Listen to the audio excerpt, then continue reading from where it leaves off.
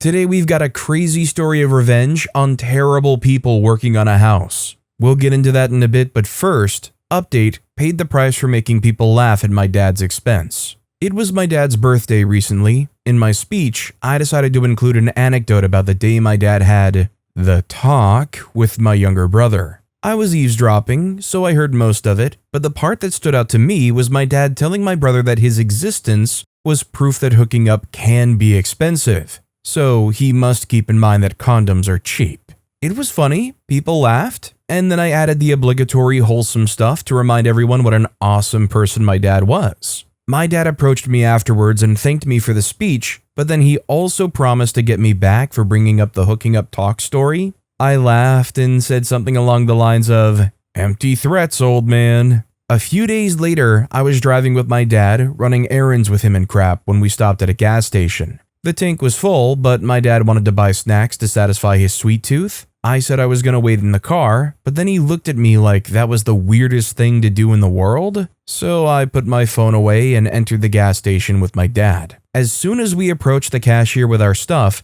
my dad unexpectedly cashed in his threat by asking the cashier to add a box of condoms. Without anyone saying anything, he proudly informed the cashier that he was buying the condoms for his son, and then he pointed at me. I was like, "Dad, what the freak?" The cashier pointed to the variety of condom brands on the shelf behind her and asked my dad to choose. I told the cashier my dad was joking, but my dad interrupted me and said he would never joke about safe sex. So, for no other reason other than to apply more trauma, my dad showed the cashier a photo on his phone with me with my girlfriend before explaining to the cashier that I was still young and inexperienced. So, he's going to do whatever he can as a parent to make sure that his son didn't allow a fleeting moment of fun to become a lifelong moment of... I actually don't know what he said here because I spoke over him and said I was going to wait in the car, which I did. Moments later, my dad exited the gas station with boxes of condoms in his hands. The one or two snacks he bought were packed in a bag, but not the boxes of condoms. Oh no, can't have that. People were staring as he approached the car, which I had to open because his hands were full. My dad awkwardly got in the car and said he didn't know what condom brand I preferred, so he got all of them. All I could do was laugh at how far my father was willing to go to get back at me for something that was apparently worth that level of public humiliation. End of recap. Update. Last night, I had dinner with my family at their house. My brother and I invited our girlfriends, so basically everyone was sitting next to their partner at the dinner table. Before we could feast, someone had to give thanks. I volunteered and encouraged everyone to close their eyes. I specifically gave thanks to my dad for the absurd amount of condoms he bought me. I made it clear how much I appreciated the fact that he was not only protective of me as a person, but also of my penis. I said I was still in the process of testing all the condom brands he was kind enough to purchase at a random gas station, but I was at least able to provide feedback regarding the 3 different brands I've already put to the use with the assistance of my girlfriend. I informed my dad that the numbing gel of the Climax delay condoms was not really my thing, because I kind of lost the sensation most of us want to feel during it, but overall, it itself fit me in that condition perfectly, so I would score it a solid B for not breaking, unlike the Trojan condoms I used the following night. I scored that brand an F and blamed my dad for the possibility of pregnancy. Last but not least were the Durex condoms I used literally before coming to dinner. Not bad, but also not great. I said the size was an issue, but the problem was with the person who purchased the condoms in that size, which was my father. I said I didn't understand how the man who literally made my you-know-what somehow miscalculated the size of my you-know-what. And then I quickly gave thanks to the food and stuff before saying amen. The look on everyone's faces were priceless. My brother looked like he was laughing on the inside, while both of our girlfriends looked like they were anxiously waiting for everyone else to react before they do. My mom sarcastically thanked my dad for teaching me to never act my age because dad himself still had some growing up to do. My dad eventually looked at me like, "Are you happy now?" The answer was yes. I think my dad still out-revenged me with the condoms, but at least I didn't go out quietly. So I just want to chime in here. With that very last sentence, did OP lob up a softball, or did they lob up a softball? At least OP didn't go out quietly. They went out with a bang. Also, as somebody who has never had the talk, never just talked about those kinds of things with my parents, never even broached the subject, this whole thing is so foreign to me. I could never imagine having a conversation like that at the dinner table. DM15 commented, "Bro, you really protected yourself on all sides?" And ribbed him for their pleasure. Forget the Words commented, "You made each other mildly uncomfortable, but I can't imagine how the gas station employee or your girlfriend felt." Also, hi, I'm Steven, and if you guys enjoy crazy stories of revenge, it would be amazing if you left a like or left a review if you're listening to my podcast.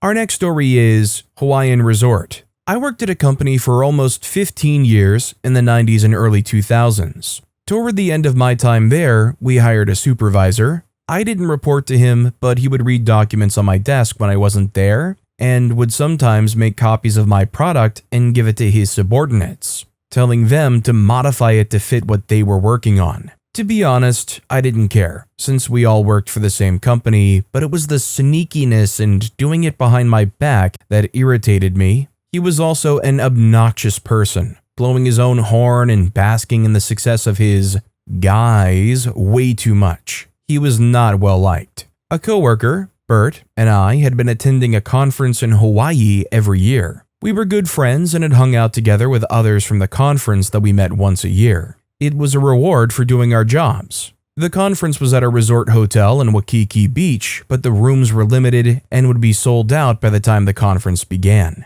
If you didn't make your reservations in advance, you'd have to stay somewhere else. Tom, the supervisor, saw the travel authorization form on my desk that I had to submit for the conference and then filled out one for himself to go. He was told that there was only funding to send 2 people, so he went up the management chain to get approval for himself. Because he outranked me and my coworker, one of us had to withdraw our paperwork to go. We literally flipped a coin, and I won. I traveled frequently and had accumulated lots of frequent flyer miles. Because the flight home was over a certain number of hours from the East Coast to Honolulu, we were authorized to travel in business class, a huge benefit. I did not want to sit next to Tom, so I used miles to upgrade from business class to first class. I didn't tell Tom about my upgrade. Our travel agent was able to get reservations for both of us at the resort hotel. Tom, being Tom, let everyone in the office know that he was going to Hawaii, bragging about flying in business class and staying at a Hawaiian resort. He also told me that I was expected to introduce him to the conference regulars, take him to the best restaurants, and show him a good time. It got to be too much, and I intended to avoid him as much as possible while we were there. We were flying out on Sunday and flying back on an overnight flight the next Saturday. Saturday afternoon, I called to confirm my airline reservation, something I'd learned to do over my years of frequent travel. Asking about seats, I was told that there were no business class or first class seats available, but Coach still had some. That got me thinking. I called from a payphone later that day and changed Tom's reservation to a business class flight on Monday. I then called the hotel and canceled his room. I checked in at the airport Sunday morning and then went to the first class lounge to wait for my flight to be called. When the announcement came over the loudspeakers, I grabbed my stuff and went to the gate. They were boarding the first class passengers as I arrived there, so I got on the plane, found my seat, and ordered a drink. When most of the plane was boarded, Tom came through the jetway looking furious. Seeing me, he stopped and started ranting about the airline freaking up his reservation. The flight attendant quickly told him that he needed to be seated. He asked her if there were any empty seats other than Coach, and she apologized, but the premier cabins were full. Twice during the flight, he came up to my seat to complain some more. The agent at the counter was able to change his ticket to this flight, but could only get him a seat in Coach. He was assigned the middle seat in a center row of 5 seats and couldn't get comfortable. He ranted on, even asking if I would switch with him for the last half of the flight. I politely declined and didn't see him again until we were at the luggage carousel to get our bags. We took the courtesy shuttle to the hotel and waited in line to check in. He was at the check-in next to me when he learned that he had no reservation at the sold-out Hawaiian Resort. He went ballistic. A manager was summoned and took him to another computer station about 20 feet away. I didn't stick around and went up to my room. My phone rang about 15 minutes later, and it was Tom pitching a fit. He told me that he needed to share my room with me since it was where the conference was. He complained that the manager was only able to secure a room for him at a motel about a 10-minute walk away. Although I had 2 queen-sized beds, I told him my room only had 1 bed. I didn't mention the balcony with the ocean view or the separate living room area. I saw Tom during all of the sessions. I took pity on him and he hung out with me at the cocktail social after the first day of sessions and tagged along with me and my companions for dinner. We flew back Saturday evening, and since he was in business class, he didn't come up to complain. I did confess to Bert at lunch a few days after returning, and he said it kinda made up for not being able to travel with me. I'll admit I'm not a frequent traveler, so I don't really know how the things work necessarily, but whenever I would see movies or TV shows where they would call in and cancel a reservation somebody else had, I didn't know it was actually that easy to just call in and cancel it and screw somebody over like that. I mean, at least OP makes it sound like it was easy for them to do. Mother Goose 1957 commented, and the moral of the story is, stop leaving your paperwork lying around on your desk for Tom to read. Fiempre replied, I'm not sure. I think the moral might be, start leaving bogus paperwork on your desk for Tom to see. Our next story is, college teacher gave surprise extra work last minute, but I helped to thwart her. Some backstory, I initially went to college overseas, but became very ill and didn't finish my degree before moving back to the mainland US. I dealt with health issues for years before being able to go back to a local college. My younger brother decided to go as well. I tested out of most of the classes, but the crappy college didn't allow for testing out of everything, and they didn't credit some of the classes I'd already taken. I was literally 1 class away from my degree when I became ill. They didn't have that class at the second college. One of the classes they made me take was advanced keyboarding. The teacher for the keyboarding class didn't have the right degree to be a professor, was incredibly disorganized, and very unprofessional. She never actually taught anything. She dished out assignments and paid a student to grade stuff. She wasn't very good at typing, and her emails to us were full of grammatical and spelling errors.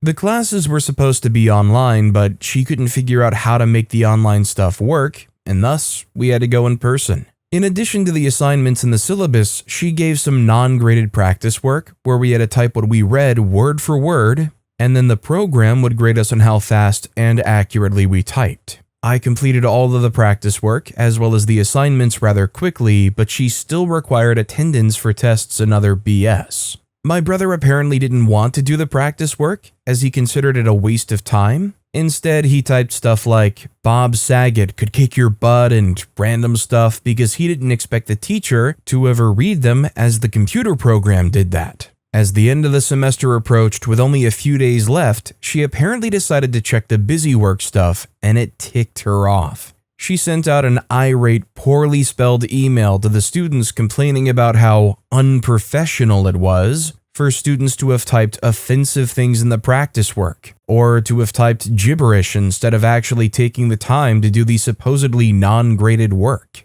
She announced that the work was going to be graded now, and that we had 2 days to print out the work and submit it to her, or we would all fail her class. I had already finished all of my work for the semester, and had no reason to go back in. I was annoyed enough that I'd had to go back there in the first place when I'd signed up for online courses specifically, so I wouldn't have to deal with driving over crappy unpaved roads to get into town. The fact that I'd already done the work and was being threatened with a failing grade if I didn't go in and print the stuff that could only be printed at the college and when the printer was free really ticked me off. I spent hours having to go through and print, waiting for other people's print jobs, wait for paper refills, which could not be done by students because the paper wasn't where we could access it and the teacher had to go get more. It took multiple refills of paper to get it all done. I did express to her that I was irritated that I had to print stuff out on such short notice when she could see that I'd done the work, and I hate group punishments and viewed this as punishment.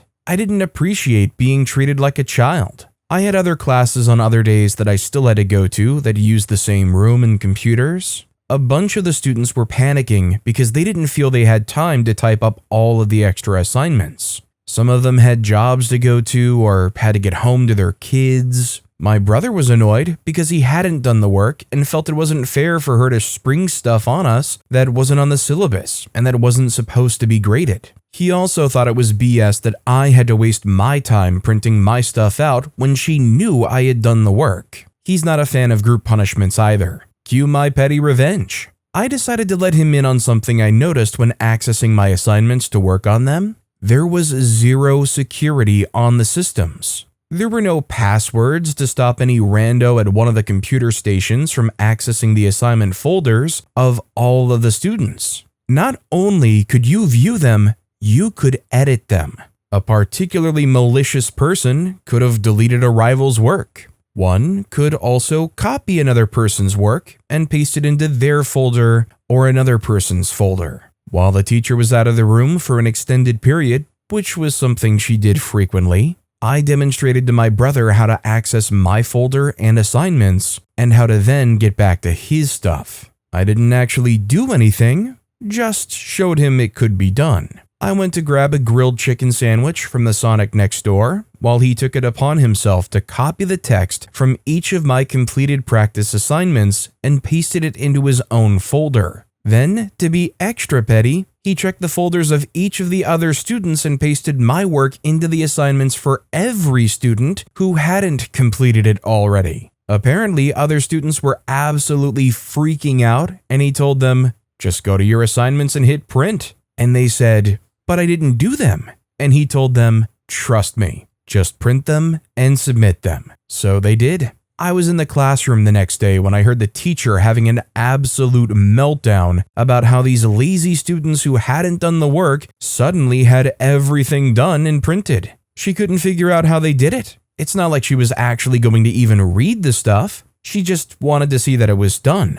Wasted a ton of ink and paper. I know it wasn't exactly ethical, but adding extra graded work last minute wasn't cool. Yeah, I don't think it's cool. I don't know if this kind of thing should fly, no? Although it kind of reminds me of an escapade I had back in my high school. I had a math class once that, for whatever reason, the teacher decided to start taking the tests on computers. We would do all of our assignments in class on paper, but when the big test rolled around, we would go into the media center and take them on computers there. At one point, I realized that the tests were done on an HTML file, which is like simple web page saved in like a text file. I realized in another class on the computer I could see those HTML files anytime I wanted, opened them in the default Notepad text editor, and realized that they sent the graded results to the email listed in the HTML file. So all I did was edit and replace the email to my email, take the test 4 times using all A's, B's, C's, and D's, and I would then be emailed the exact results I needed. I have the answers. I put them in when we take the actual test. I remember one time afterwards, the teacher saw me in passing and said, "Steven, you annihilated the curve. You did great." Honestly, I felt bad for everybody else that got annihilated by the curve. The Madulch commented, "So, I'm a professor. Your syllabus has all of the assignments. You can't just change ungraded to graded at the last minute. You could easily have the class grade appeal this to the provost." OP replied, "I wish I'd known that at the time. I would have gone to the dean, although the dean was an idiot. So, I don't know if he would have done anything about it. They already had her teaching when she didn't actually have the right credentials or experience to do so."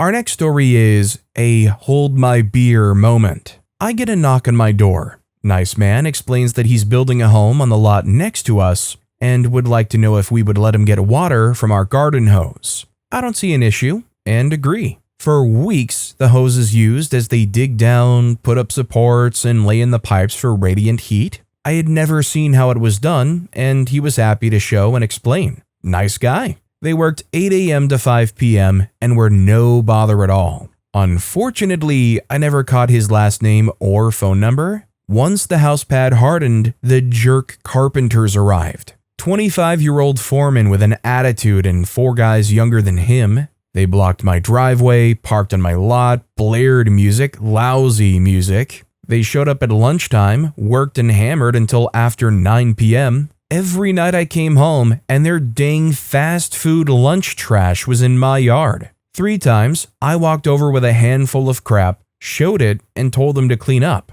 All I got was attitude. I began to collect the trash. The day they painted the house, 10 p.m., I walked over with a staple gun and stapled every piece of collected trash to the side of the house. Was wood, OSB, no idea what that stands for, but wife and I call it old crappy boards. It was beautiful, a work of modern art. I so wish I had taken a picture. Next morning, Mr. Attitude is stomping in my direction. He points and yells, screams and yells. I laughed. He stomps away. 15 minutes later, police car arrives, something I had definitely not expected. Talks to them, then talks to me. 20 minutes later, Mr. Nice shows up, talks to the cops. The carpenters disappear. I got an apology from Mr. Nice. Next morning at 8 a.m., a crew of older guys arrive and finish the home. Considering the fact that ultimately the person OP is screwing over with this revenge is the homeowner, Mr. Nice Guy, it's really nice that Mr. Nice Guy was still Mr. Nice Guy after seeing what OP did. And also, how did OP not see the police getting involved? They went and stapled trash to another person's house that's in construction. Why wouldn't the police have been involved? Coder Joe 1 commented, "Nailed it."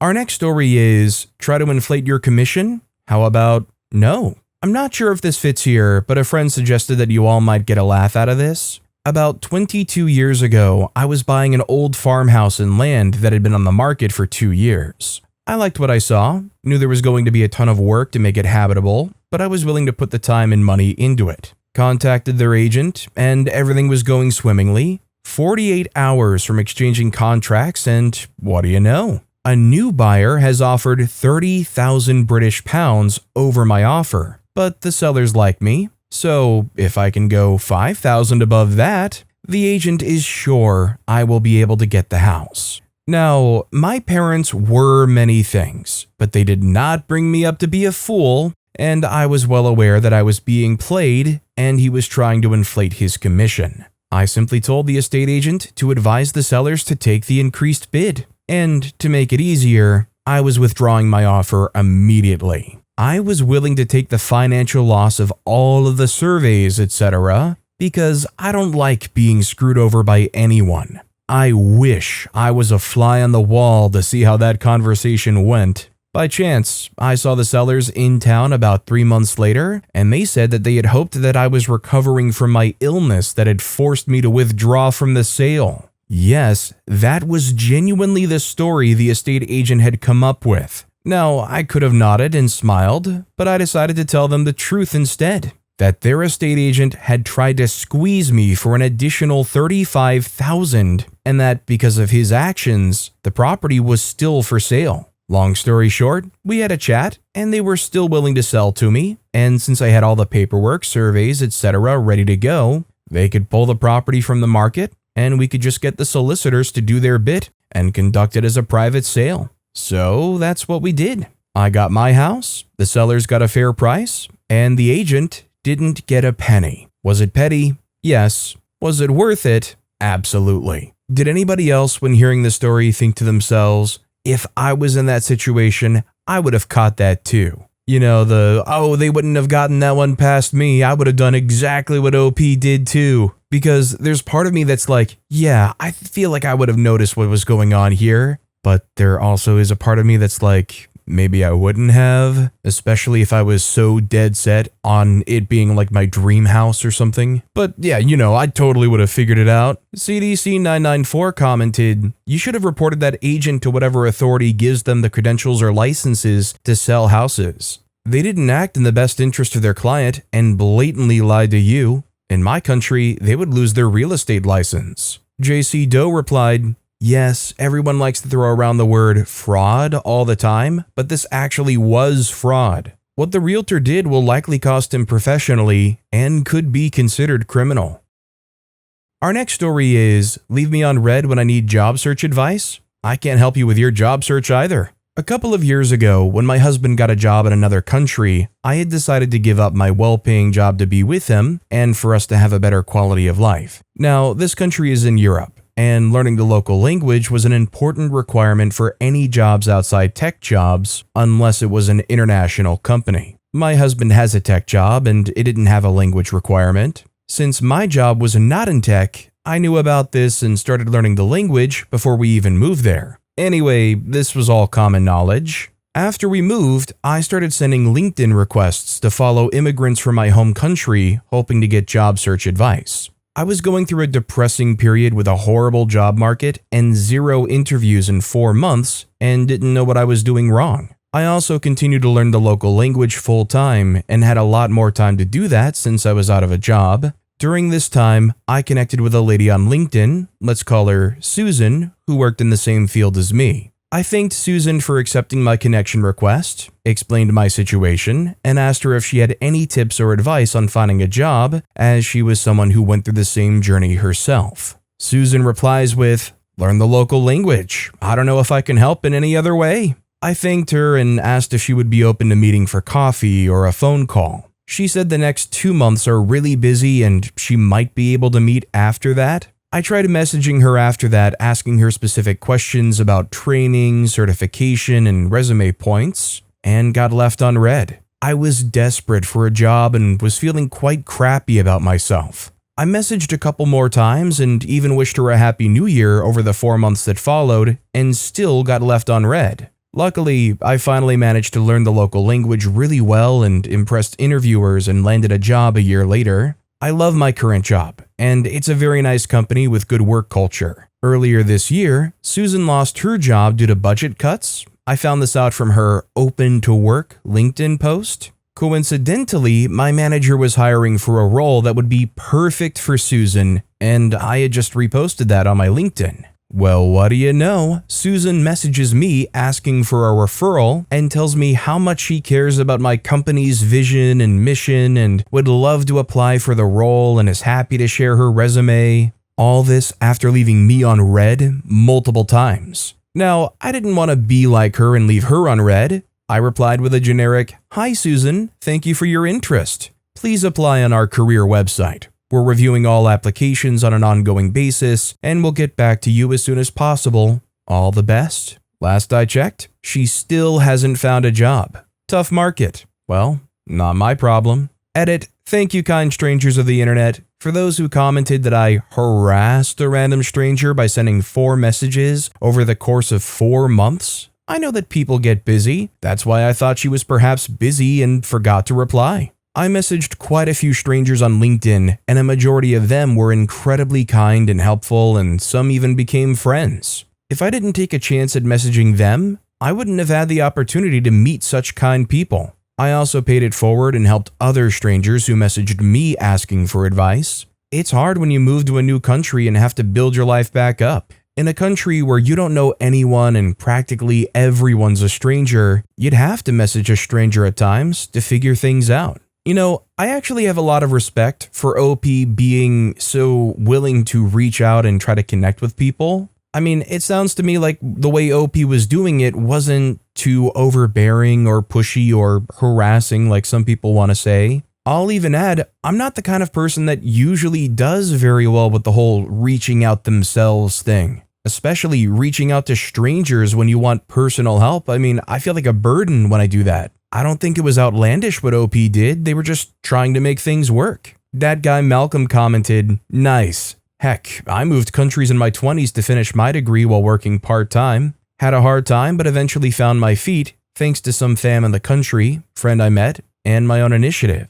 People I went to uni with literally forgot about me. Distance is a jerk, yet in 2 instances years apart, I had one reaching out asking about employment, as if we were back in the day and I could get them something, and she was going through depression and needed good news. Like, girl, I told her best I could do was direct her to the job employment websites and good luck. Later, one I reconnected with on Facebook, she was already in the same country as I am, Don't remember for how long. We chatted a bit and then agreed we should talk later and booked a coffee meet for a catch-up. Weeks go by. Life is busy. I decided to reach out like, hey, when do you think you'll have time for that catch-up? And without even a hey, how are you, they just reply with, hey, you know any of the jobs in this field, etc.? Welp, I went, job recruitment sites, good luck, unfriended them, and blocked them. Freak that noise. But with that being said, that's all the time we have for today. Now, if you want to hear another crazy revenge story, check out that video on the left.